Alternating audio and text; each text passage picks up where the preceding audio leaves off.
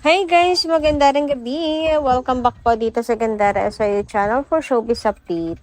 Ang tatalakayin nga natin ngayon at pag-uusapan mga kakimpaw ay patungkol nga po dito syempre sa update kina Kim and Paolo na nasagap natin ngayong araw na to mga kakimpaw. Sa bagong post ni Chinita Princess at tungkol na rin po sa STA Award. Pero bago po ang lahat sa mga hindi pa nakaka-subscribe sa ating channel, pakiclick lang po tayo natin subscribe button at notification bell na nariyan sa baba para mag-updated po kayo sa mga susunod nating chika patungkol sa dalawa.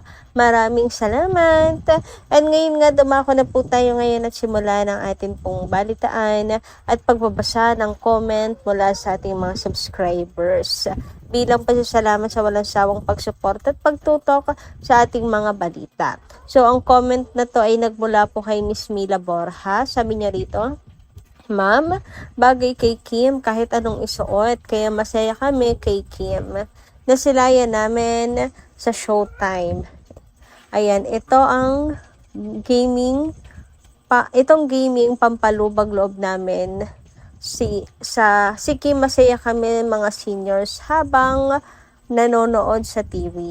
Ano daw, sorry Mamila Borja, medyo naguluhan lang ako. Litit nga natin okay, nagets ko na ang aming pala yun. Ang aming pampalubag loob, ang Showtime. Ayan, pag nakikita nila si Kimi, masaya kami mga senior habang nanonood sa TV sa araw-araw. Kapag si Kim ang guest sa show, hindi naman po guest si Kim sa Showtime. Siya po ay regular host sa Showtime, madam. Ayaw na namin magbasa ng vlog na bash ang Kim Pao. Gusto namin masaya lang kami sa buhay. Basta Kim Pao magkasama, masaya na kami, lalo na sa paayuda. Ang swerte ng dalawa. Mabuhay kayo, Kim Pao. Tuloy lang ang buhay para sa future niyo sa buhay mag-asawa. Good luck and good health.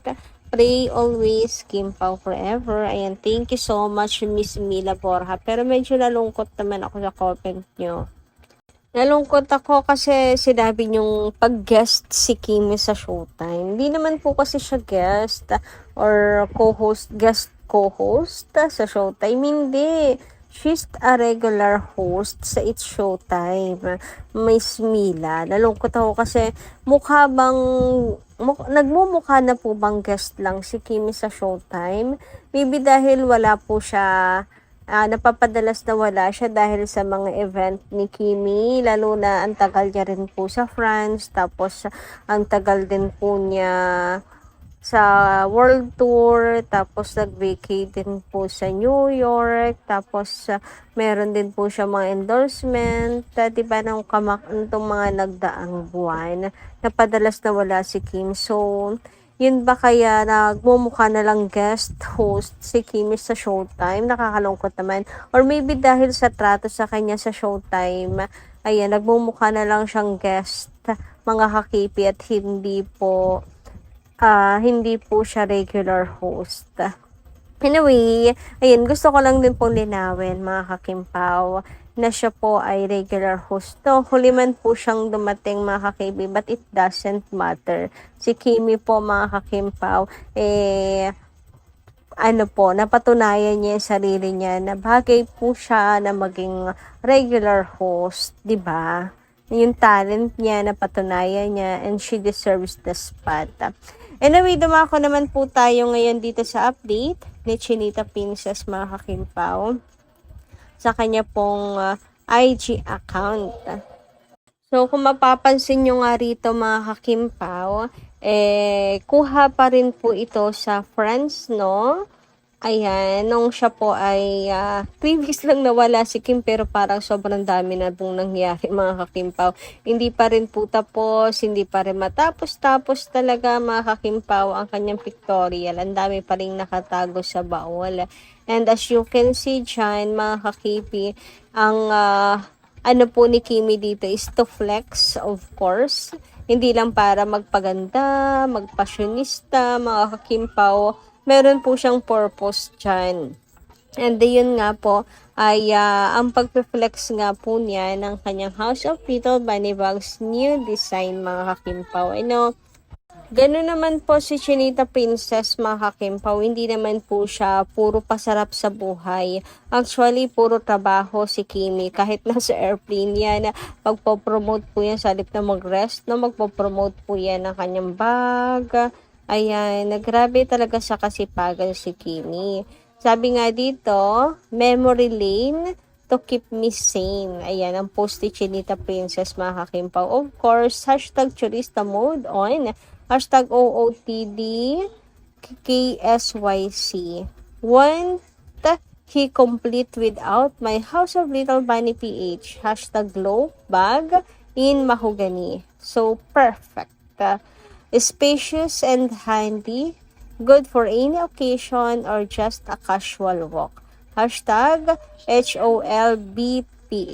House of Little Bunny PH. Ayan, ako, perfect talaga mga kakimpaw.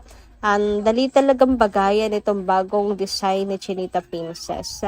Anyway, dahil nga si Kimi, hindi naman po talaga pasosyal parate, hindi naman siya parating pasarap lang sa buhay.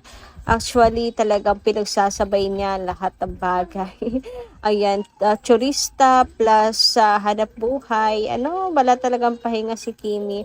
Ito po si Paula Avellino at talagang tinitreat po si Kim Chiu. Sa kasipagan ni Kim, deserve niya yung mga ganitong date mga kakimpaw. Ganitong mga food. Masasarap na food mga kakipi. Reward pa para kay Chinita Princess sa kanyang pagod. So, for sure, eto mga kakimpaw, yung mga foods na nakikita nyo sa post ni Chinita Princess, ayan, ang sasarap, no? Paborito yan ni Kimi, ayan sa ating mga nasagap, mga kakimpaw. And for sure, ito yung ginawa ni Paula Avellino para pasayahin si Kim. Of course, happy wife, happy life, diba mga kakimpaw?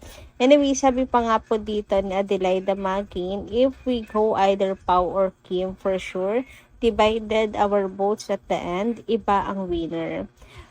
Since Kim called to support Pao, the other half of Kim Pao, so let us unite and support Paolo, who is deserving compared to those tailing him. If ever Pao will make it the first to be happy and proud is our Chinita Princess.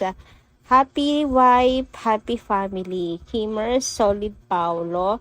Kim Pao, let's all go for Papi Pao. Ayan, nakakalungkot mi sa Delilah pero solid talaga ang Kimers. Si Kim Pao ang gusto nilang panalunin mga ka-Kim Pao. Pero wala tayong magagawa doon. Decision po nila yan and of course kakapit sila kay Kimi.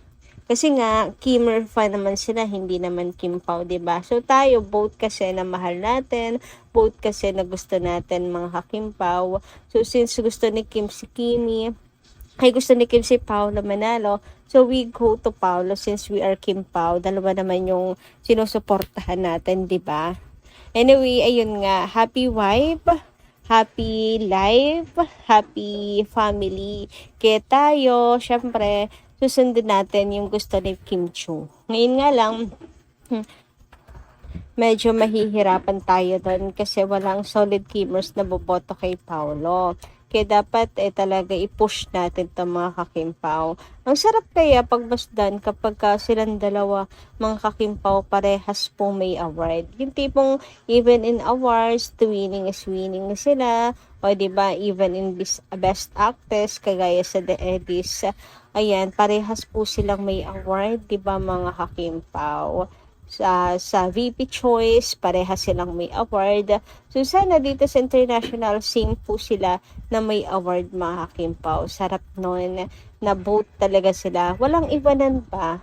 Wala pong naiiwan sa kanilang dalawa. Sabay lang po yung pag-angat nila. Ayun. Yun yung gusto nating mangyari. So, push pa rin po tayo for Paula Avellino mga kakimpaw. Tama po kayo dyan.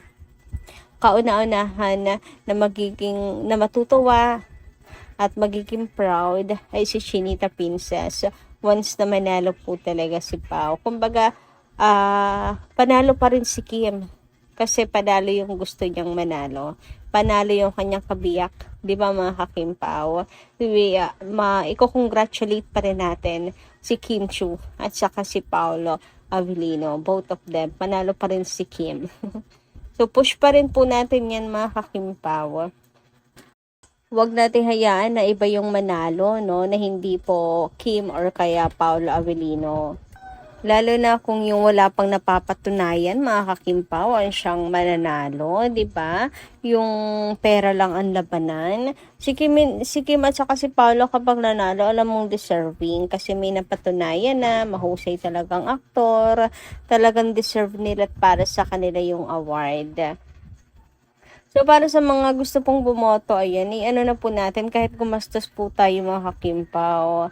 Ito po, how to vote, i-download nyo lamang po itong app, mga kakimpaw na yan. Nandiyan po sa inyong mga screen ang details. Ayan, The Idol Champ app on Google Play or App Store.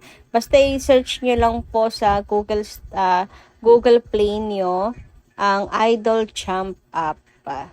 May nabasa kasi ako na kahit daw sila ay gumastos, walang problema. Kaso, hindi daw alam kung paano boboto or hindi po naiintindihan kung paano bumoto.